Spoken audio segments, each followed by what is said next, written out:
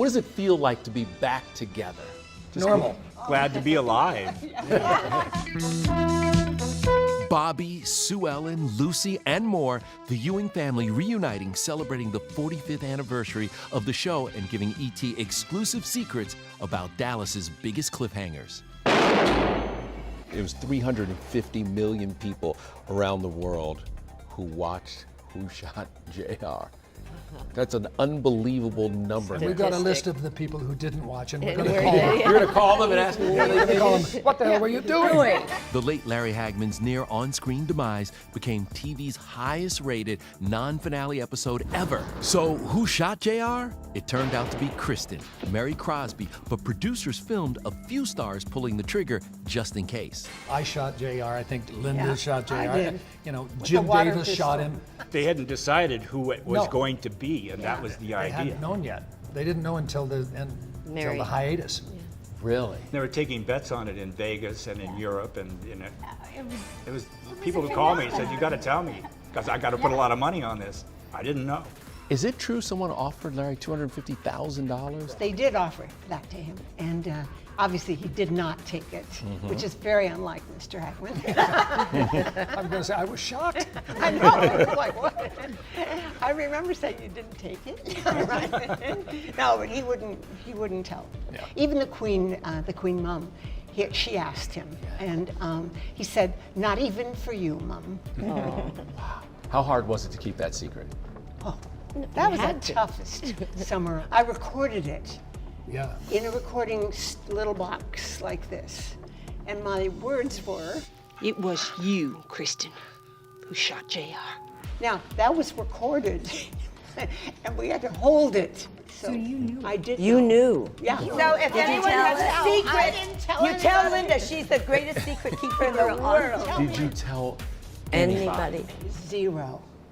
Not even her children. That wasn't the only shocker. Remember when Bobby came back from the dead?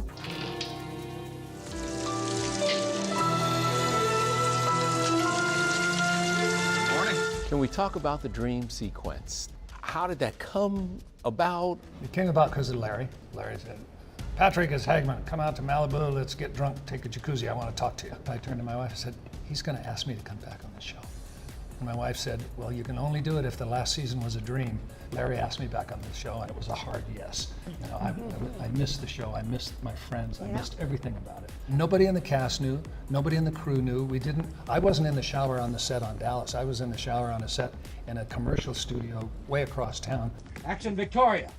Larry. You louse! Hold it, JR. E.T.'s hung with this tight-knit crew on the South Fork Ranch set in Dallas nearly half a dozen times in the 80s and early 90s, where their patriarch was and still is the glue that keeps them together. We're here because of Hagman. Yeah. That's what he meant to the The show. glue.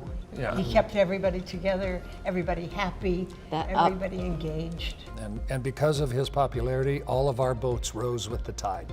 You know, and we got the ride with him. So yeah, we miss him a lot. I've got a keychain, actually. A keychain, Larry with a jester's hat on, and it says, "Don't worry, be happy, have fun."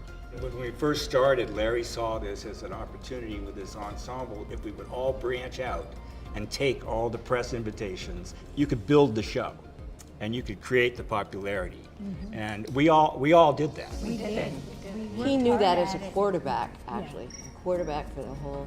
Yeah. Yeah. Remember the first day all of us were in that motel? Oh, We were not in a hotel, a motel. The Royal Roach. The Royal Roach. The Royal It was Roach? the Royal Coach. We called it the Royal Roach. Royal They had Roach. cockroaches this big. We're in Larry's room, sitting on the floor, trying to figure out what the hell we're doing here, and who are we, and what characters are we Yeah. playing. And in his bathroom, there was a bathtub filled with ice and several bottles of champagne. So that's how we bonded. And that's why he smelled the way he smelled most of the time, because he never took a shower. First call in the morning, he'd pop a cork on a bottle of champagne, and we'd have a glass of champagne together before we go into the makeup room. In the morning.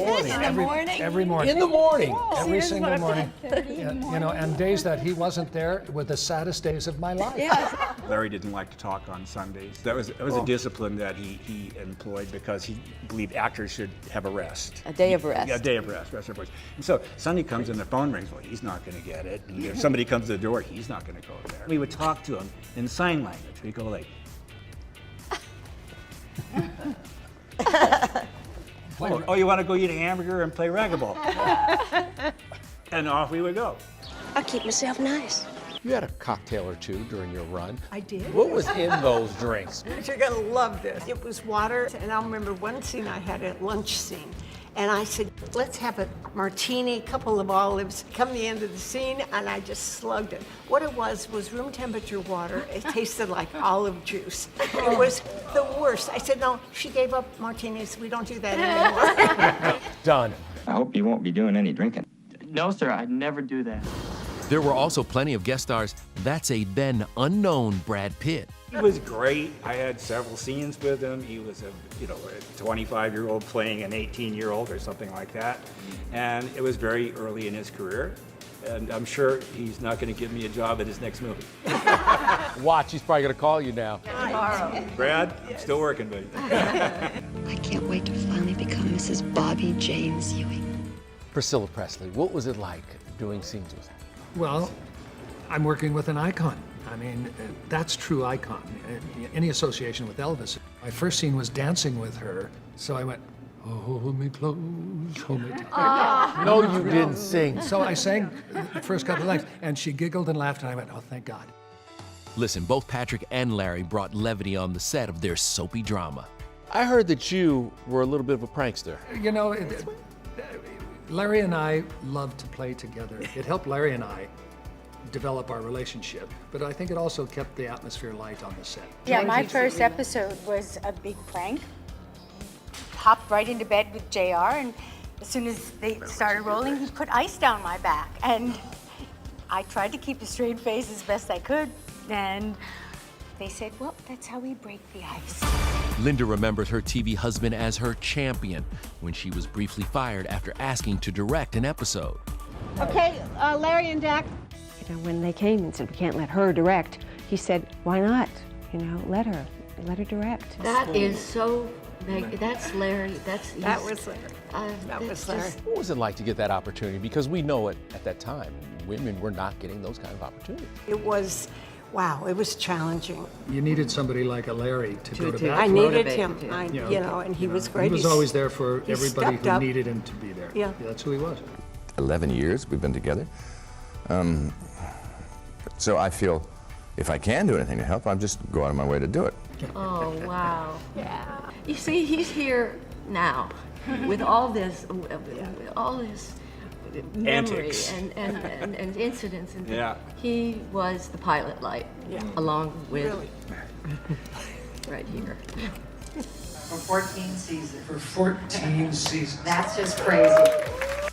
This week, the gang assembled for the Dallas 45th Anniversary Reunion panel produced by Dan Gore at Oscars Palm Springs. It's been nearly 10 years since the reboot. Would they ever go back to South Fork Ranch again? Would you guys do a movie? Yeah, you know, it all depends on, is it worth doing, you know, script-wise? Is it true to what we remember and reminisce even right now? If it's just for the PR value of doing it, it would be a hard yes, you know?